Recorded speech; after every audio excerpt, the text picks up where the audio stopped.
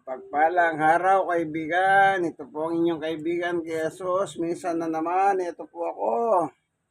Hello, hello, hello. Inquiry Salon. Kakain po ng almusal, tapos na po ako. Una, nagpasalamat sa Diyos. Siyempre, pagkamulat ng mata. Sa higaan pa lang, pasasalamat na po. Dahil binibigyan tayo ng maimbing na tulog at ginigising tayo ng Diyos, binibigyan ng panibagong buhay at lakas sa umaga.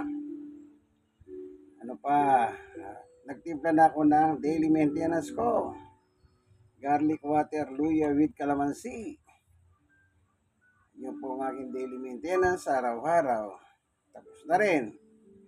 So, nagpalipas ng 30 minutes, pwede na ako mag-almusal. Kaya almusal time. Ang almusal naman ang nagbibigay ang Panginoon Diyos.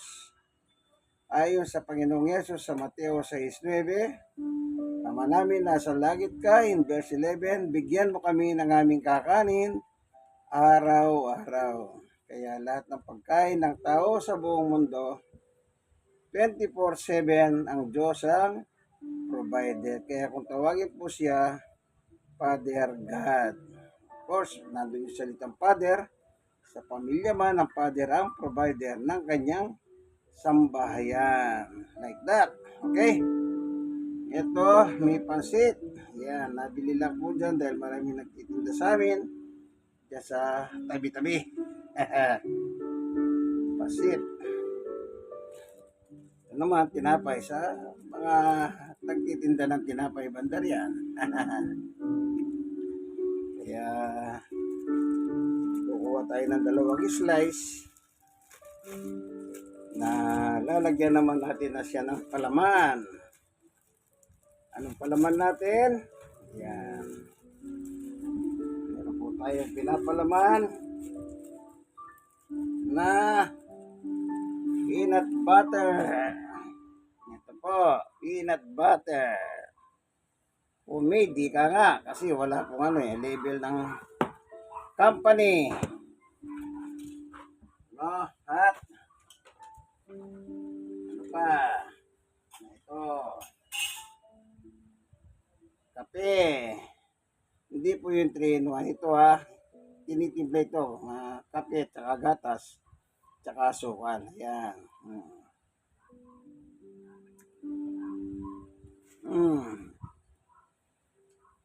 Parang 3-in-1 din po ang dating. Kasi 3.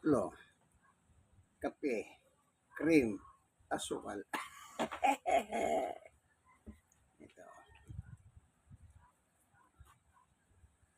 So, lalagyan natin siya. Ito.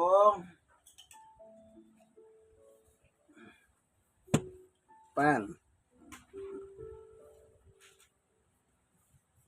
Ang klase itong peanut butter natin, parang may lagitik eh. Habang kinakain mo, meron kang lumalagitik. Ibang style. Yan. So, lahat ng nakita po ninyo,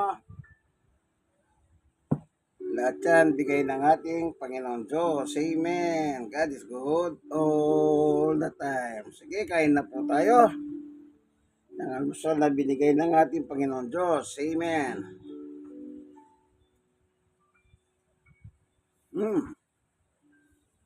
Salamat po, Panginoon Diyos, sa binigay mong almusal sa amin sa oras pong ito.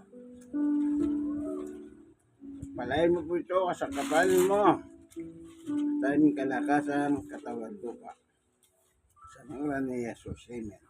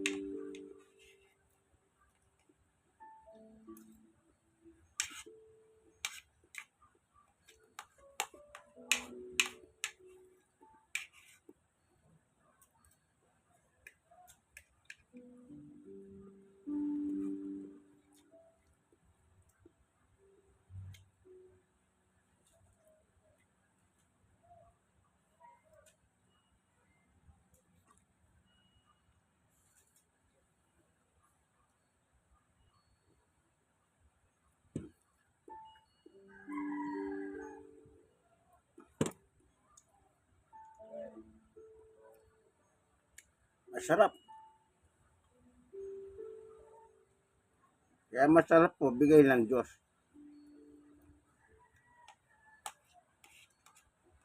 Hindi naman po magbibigay ng hindi masarap ang Diyos eh. Siyempre, bibigyan ka ng Diyos, masarap yung masasatisfied ka.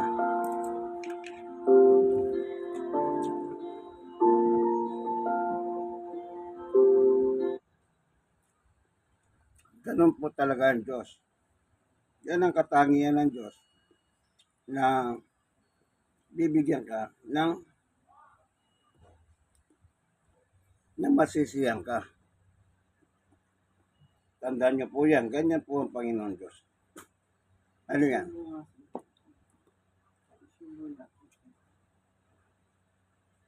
Mahal ka. Mahal tayo.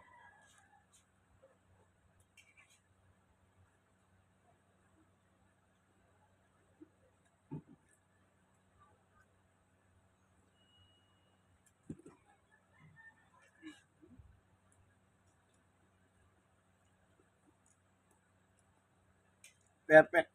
Ika nga. Na binigay ng Panginoong Diyos sa atin. Mahal tayo ng Diyos. Kaya, kahit hindi ka marunong magpasalamat sa Kanya, inaabot ang Kanyang pagkain.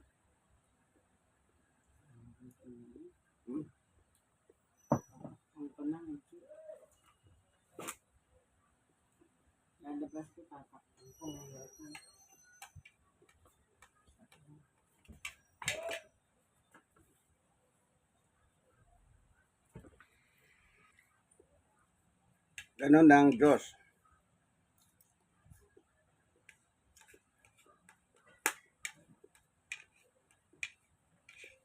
Parang tao. Kung mahal ka ng tao, bibigyan kayo mo. Masisiyan ka.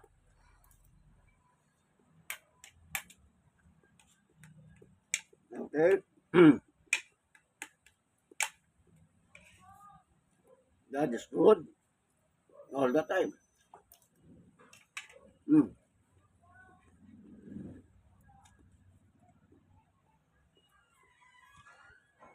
All the time. God is good. In Christ alone.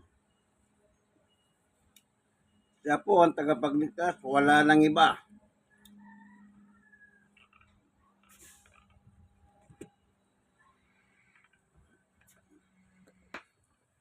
Kaya nga alone eh. Sabihin walang kasama. Ang problema, yung mga tao, dinadagdagan pa. Huwag nyo na pong dagdagan. In Christ alone lang po yan. Tanging siyang binigay ng Diyos sa sukat nating ikaligtas. 1:3:16. Kayo na lang ang pag-ibig ng Diyos sa sangkatawan na kanyang ibinigay ang kanyang bugtong na anak na si Jesus. Na sino man na sumampalataya kay Jesus ay hindi mapapahamak sa impyerno, kundi magkaroon ng buhay na walang hanggan sa piling ng Diyos sa langit. Amen. Hanggang dito na lamang po ang ating munting video, kaibigan. Like, share na share. Kayong mga na-sharean, i-share nyo sa iba. Ano po? Huwag nyo kalimutan na mag-subscribe kayo. Be my subscriber. Nawadat na kayo ng video ito nasa maayos na kalagayan. God bless us all. Bye-bye!